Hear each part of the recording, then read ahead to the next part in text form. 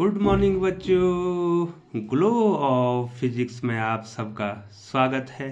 प्यारे बच्चों, दूसरी वीडियो जो वॉल्यूम नंबर 2 है उसमें आपका स्वागत है।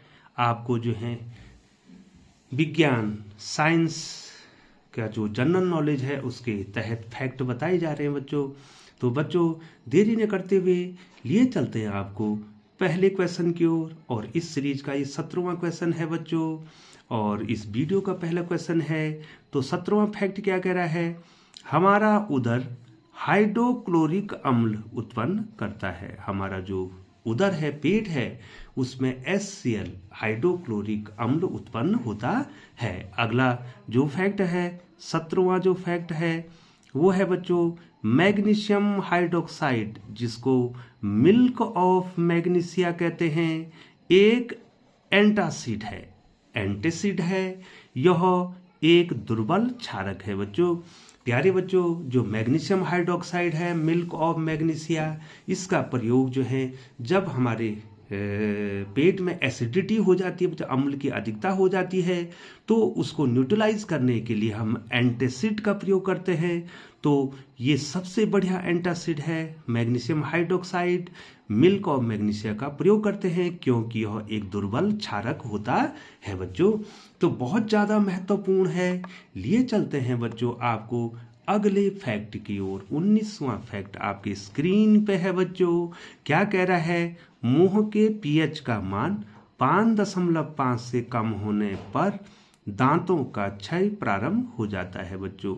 यदि बच्चों आपके मुंह का pH 5.5 से कम हो रहा है तो इसका मतलब आपके दांतों का क्षय प्रारंभ हो रहा है। ठीक है बच्चों, तो इसका मतलब मुंह का क्षय जो है, मुंह का जो pH है बच्चों, वो 5.5 से कम नहीं होना चाहिए। इसलिए जो है बच्चों खाना खाने के बाद जो है हमें क्या करना चाहिए? ब्रश करना चाहिए, ताकि वो pH जो है 5.5 से कम न हो बच्चों। तो प्यारे बच्चों, आपको फैक्ट बताए भी जा रहे हैं और समझाए भी जा रहे हैं। बहुत ही महत्वपूर्ण है बच्चों।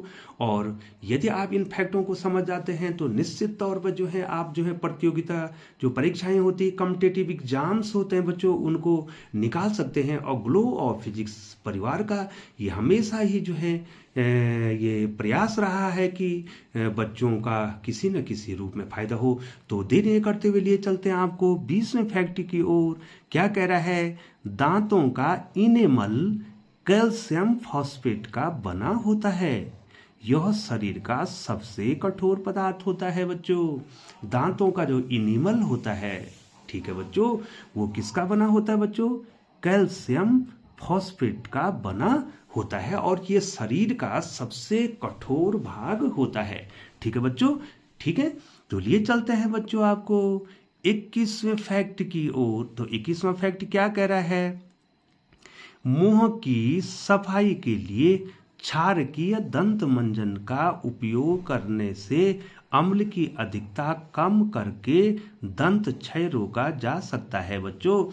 यदि जो है आपने दंत मंजन का प्रयोग करना है तो हमेशा उस दंत मंजन का प्रयोग करेंगे जो क्षारकीय होगा, क्योंकि वह अधिक अम्ल अगर उत्पन्न हो रहा है उसको न्यूट्रलाइज कर लेगा, उसको कम कर लेगा और उससे दंत क्षय रुक जाएगा बच्चों। 22वां फैक्ट बहुत ज़्यादा इंपॉर्टेंट है बच्चों, वेरी इंपॉर्टेंट है, आपको ध्यान देना पड़ेगा बच्चों। 22वां फैक्ट क्या है बच्चों? सिरका जो होता है उसमें क्या कौन सा अम्ल होता है बच्चों? एसिटिक अम्ल होता है। संतरा जो होता है उसमें सिट्रिक अम्ल होता है। इमली में टार्ट्रिक अम्ल होता है। टमाटर में ऑक्जेलिक अम्ल होता है। दूध में लैक्टिक अम्ल होता है। दूध में क्या होता है बच्चों? लैक्टिक अम्ल होता है।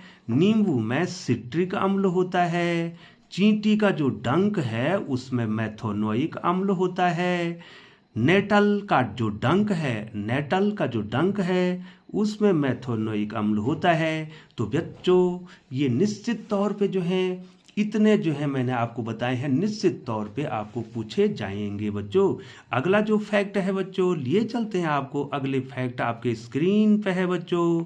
23वां फैक्ट क्या कह रहा है बच्चों, विरंजक चूर्ण का सूत्र क्या है, तो ये सूत्र है CaOCl2। ये विरंजक चूर्ण का क्या है बच्चों, सूत्र है। प्यारे बच्चों अगला फैक्ट जो 24वां फैक्ट है क्या कह रहा है, बेकिंग सोडा का रासायनिक नाम व सूत्र लिखिए, या क्या होता है, तो इसका रासायनिक नाम है सोडियम हाइड्रोजन कार्बोनेट NaHCO3, या सोडियम बाइकार्बोनेट भी इसे कहते हैं बच्चों। ठीक है बच्चों। अगला है बच्चों दूसरा जो है बच्चों 25वां फैक्ट है धोने का सोडा। ठीक है बच्चों, ये है Na2CO3 इंटू 10H2। ये 10H2 इसमें क्रिस्टलन जल है बच्चों। अगला जो फैक्ट है आपके स्क्रीन पे है 26वां जो फैक्ट है वो है धातु के पतले तार के रूप में खींचने की क्षमता को तन्यता कहा जाता है।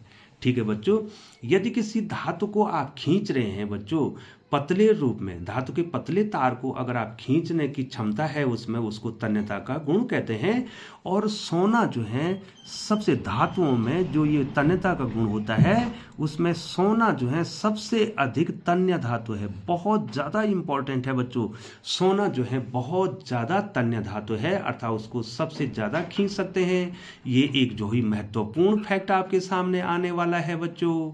क्या कह रहा है ये देखिए 27वां फैक्ट क्या कह रहा है, 1 ग्राम सोने से 2 किलोमीटर लंबा तार बनाया जा सकता है बच्चों। तो देखिए बच्चों कितनी ज्यादा तन्यता है सोने में। अगला फैक्ट आपके सामने है बच्चों 28वां फैक्ट है बच्चों, धातु ऊष्मा तथा विद्युत के सुचालक होते हैं। जो धातु होती हैं बच्चों वो ऊष्मा की भी सुचालक होती हैं और विद्युत की भी सुचालक होती हैं। इनका गलनांक अधिक होता है बच्चों, धातुओं का गलनांक अधिक होता है।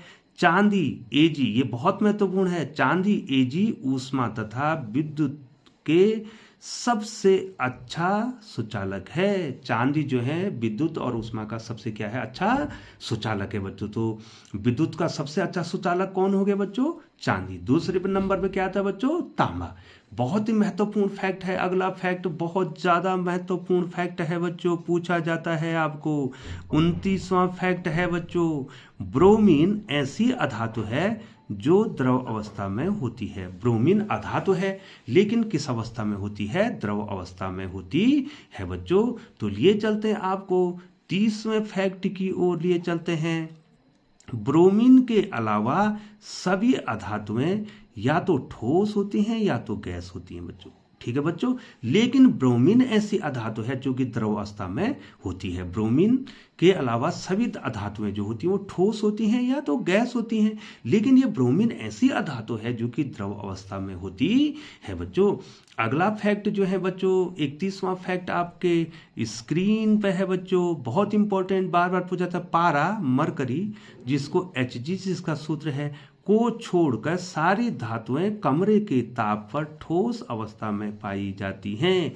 इसका मतलब कमरे के ताप पर जो पारा है वो किस अवस्था में होता है बच्चों, द्रव अवस्था में होता है, लेकिन सारी और धातुएं ठोस अवस्था में होती हैं बच्चों।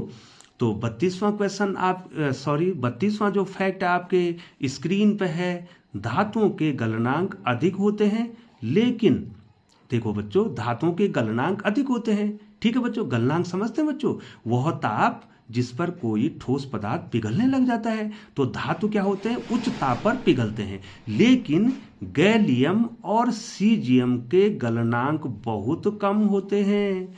ये अपवाद हो गए ना बच्चों, धातुओं के गलनांक तो अधिक होते हैं, लेकिन गैलियम और सीजियम भी तो धातु हैं, उनके गलनांक क्या होते हैं बच्चों, कम होते हैं बच्चों। तो प्यारे बच्चों यदि चैनल पर बने हुए हैं तो चैनल को सब्सक्राइब कर दें, बेल आइकन को प्रेस करते हुए नोटिफिकेशन ऑन कर दें, ताकि समय समय पर ग्लो ऑफ फिजिक्स के द्वारा आपको उपयोगी जीके जो साइंस का बन रहा है उसमें बृहद श्रृंखला में वीडियो बननी है, तो आपको जरूर फायदा होगा। तो प्यारे बच्चों चैनल पर बने रहने के लिए आपका बहुत बहुत धन्यवाद एवं आभार।